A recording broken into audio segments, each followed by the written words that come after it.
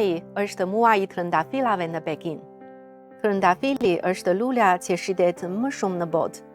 Këto ditë zhvillohet në Pekin simpoziumi ndërkombëtar I kërkimeve dhe kultivimit të trëndafilit. Kjo është hera e parë që kjo konferencë ndërkombëtare 40 vjeçare mbahet në Kinë. Kina ka një histori më shumë se 4.000 vjeçare të kultivimit të trëndafilit. 1.000 vjet më parë, kinezët kultivuan varietete trëndafili që mund të lullëzonin në të 4 stinët. Këto varietete u dërguan në Evropë në fund të shekullit të 18. Pas hibridizimit brez pas brezi, janë krijuar varietete moderne të trëndafilit. Shumica e këtyre varieteteve moderne ka ardhur nga varietete të lashta kineze. Megjithatë, në tregun kinez të farërave të trëndafilit, 90% të varieteteve janë të importuara dhe duhet të paguhen tarifa për patentat.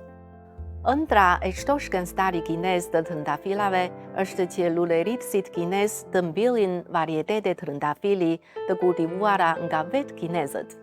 Li Shupin është një prej tyre. Në Kinë ka një shprehje, një lule është një botë. Detyra jonë është ta zbulojmë botën me farëra.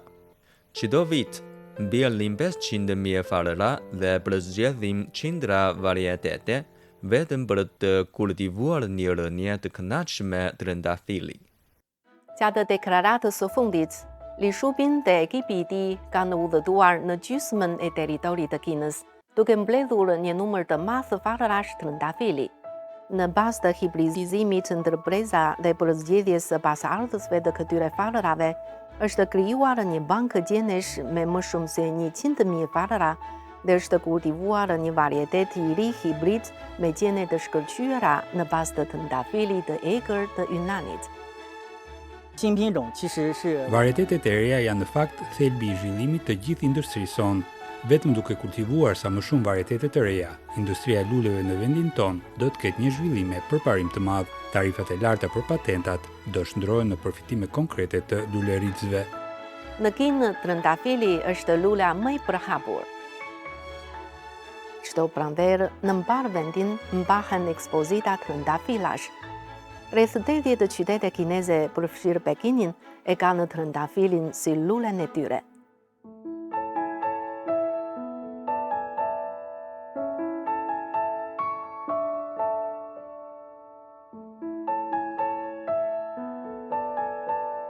Po lula e qytetit tuaj, cila është? Ma thoni te komentet.